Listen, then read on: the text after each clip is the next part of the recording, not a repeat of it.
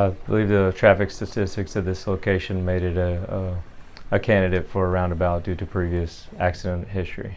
Essentially what's taking place is we're going from a four-way stop intersection into a roundabout intersection. This will provide improved safety with the traffic volumes in this area. So roundabouts are known to essentially reduce the risk of serious injury or accidents with serious injury and death.